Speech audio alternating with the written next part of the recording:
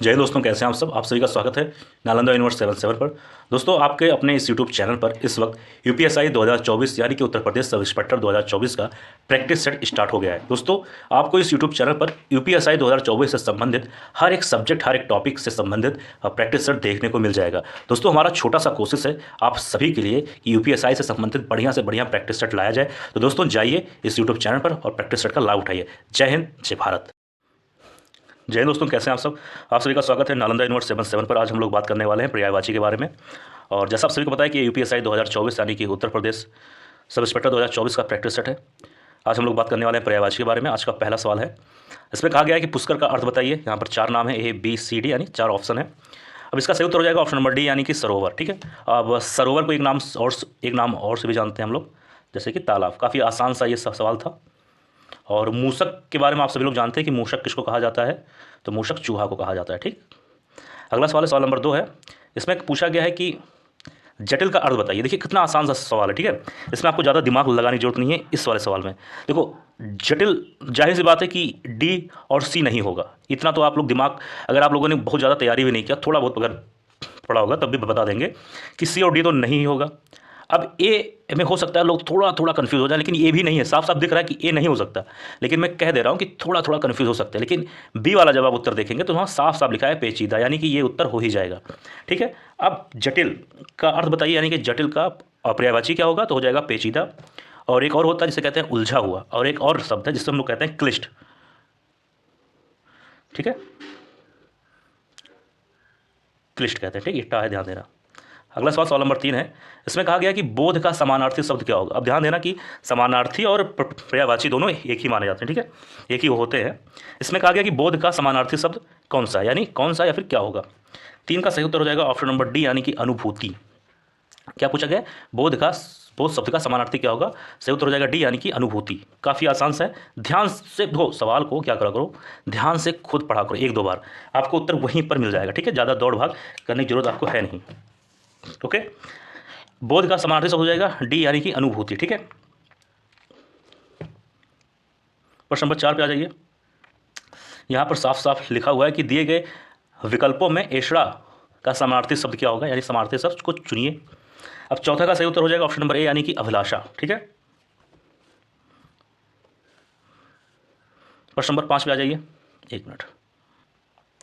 अब प्रश्न नंबर दोस्तों 5 में पूछा गया, दिए गए विकल्पों में से किलमिश का समानार्थी शब्द चुनिए। क्या पूछा गया, किलमिश।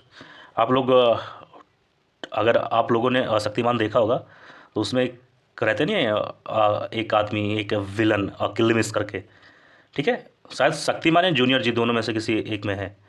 तो वो निगेटिव होता है ना कहीं वो विलन होता है। तो वहाँ से थोड़ा दिमाग आप लोग लगा सकते हो। ठीक है, कि क्या हो सकता है इसका मतलब।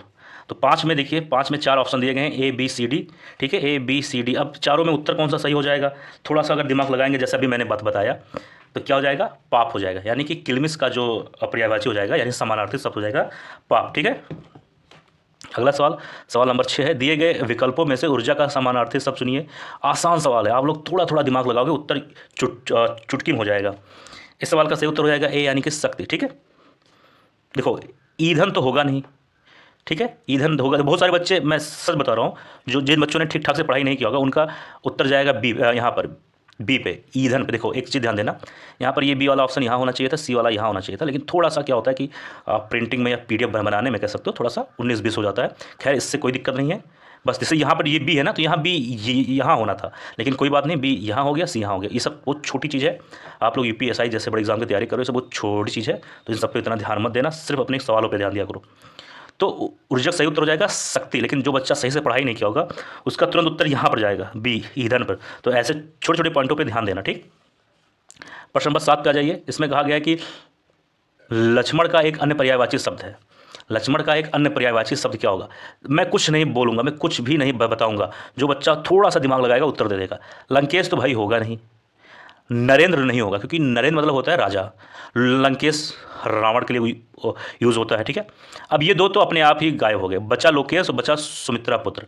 अब लोकेश अगर थोड़ा दिमाग लगाएंगे, ठीक है, तो लोकेश अगर थोड़ा दिमाग लगाएंगे, सोचेंगे, तो लोकेश भी नहीं होगा। ठीक है, लक्ष्मण का दोस्तों होगा पर्यायवाची सुमित्रा पुत्र। ठीक है, अब इनके और भी कई सारे अपर्यायवाची शब्द हैं।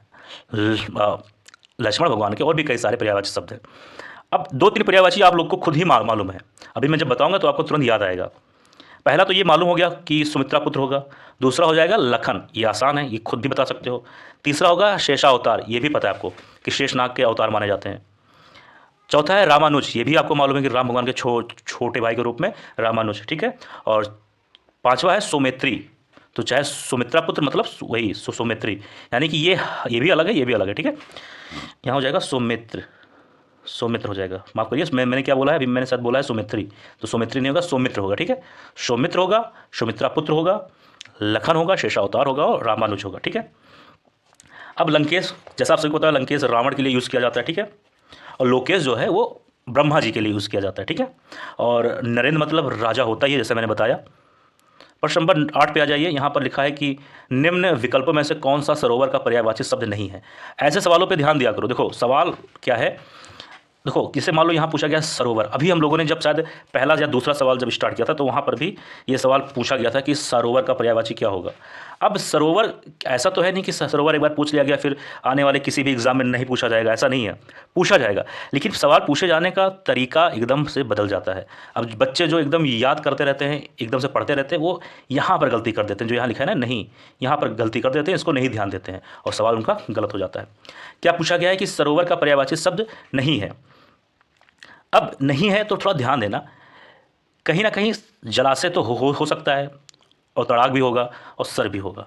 ये दोनों तो आपको वैसे भी मालूम हो जाएगा नाम से ही कि ये दोनों जो है शब्द पर्यायवाची होंगे, ठीक है। देखो थोड़ा दिमाग इस्तेमाल किया करो, ये दोनों शब्द अपने आप में ही मालूम है कि कहीं ना कहीं पानी से या तालाब से या सरोवर से संबंधित थोड़ा थोड़ा लग रहे हैं। तो ये तो अब दोनों उत्तर मतलब ये तो दोनों ऑप्शन अब अपने आप ही बाहर हो जाएंगे। और बचा डी वाला सर, ये भी हो जाएगा सरोवर का पर्यायवाची। अब बचता है बी यानी कि सतदल, ये जो है दोस्तों ये हो जाएगा सरोवर का पर्यायवाची नहीं होगा, ठीक है, ध्यान देना। अच्छा अगर सतदल जो है अगर सरोवर का पर्यायवाची नहीं है तो फिर किस चीज़ का पर्यायवाची है, ये भी तो मालूम होना चाहिए, कभी भी पूछ सकते हैं। तो ये हो जाएगा दोस्तों कमल का पर्यायवाची, ठीक है, कमल का पर्यायवाची है। तो कभी पूछ ले कि सतदल का पर्यायवाची क्या होगा तो उसका सही उत्तर हो जाएगा कमल, ठीक। और जैसा कि पता है कि तड़ाग, जलाशय, सर और तालाब, पुष्कर, ये सारे शब्द जो हैं ये सरोवर के पर्यायवाची है। अगला सवाल है प्रश्न नंबर 9। आप लोग एक बात जरूर कमेंट बॉक्स में लिख दीजिएगा कि वीडियो कितनी लंबी होनी चाहिए। मैं चाहता हूँ 10 मिनट से ज़्यादा लंबी वीडियो ना रहे। 9वां है कि विप्र शब्द का समानार्थी शब्द क्या होगा। अब इसका सही उत्तर हो जाएगा ऑप्शन नंबर सी यानी कि ब्राह्मण, ठीक है। अगला सवाल है सवाल नंबर 10। इसमें कहा गया है दिए गए विकल्पों में भाल का समानार्थी शब्द कौन सा होगा।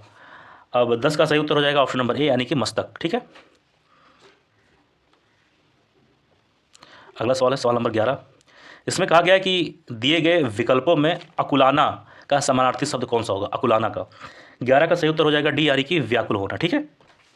काफ़ी अच्छा सवाल था। अगर आप सभी को इस वीडियो का पीडीएफ चाहिए तो एक चीज़ मैं बता दे रहा हूँ, जो पीडीएफ आप सभी को दिया जाएगा वहाँ पर सवाल के नीचे बढ़िया उत्तर होगा और उसको सही तरीके से एक्सप्लेन करके भी रहेगा, ठीक है। जो यहाँ पर आप लोग देख सकते हैं जैसे यहाँ बी होना चाहिए था, यहाँ सी होना चाहिए था, तो यहाँ पर छोटी छोटी गलती हो गई है एज अ प्रिंटिंग में। खैर सवाल तो सही है लेकिन ऊपर नीचे थोड़ा थोड़ा हो गया, ये सब बहुत नॉर्मल चीज़ है फिलहाल, लेकिन जो आपको पीडीएफ दिया जाएगा वहाँ पर शानदार तरीके से होगा, ठीक।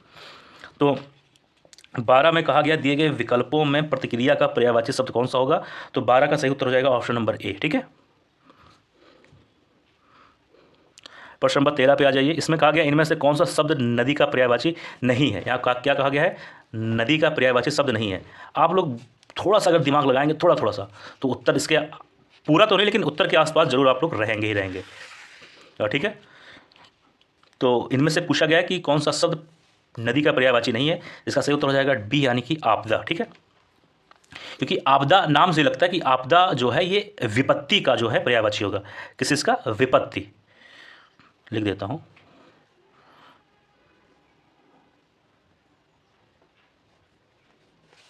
और जबकि सरिता सी वाला और ये डी, ये तीनों जो है नाम दोस्तों नदी के पर्यायवाची, ठीक है।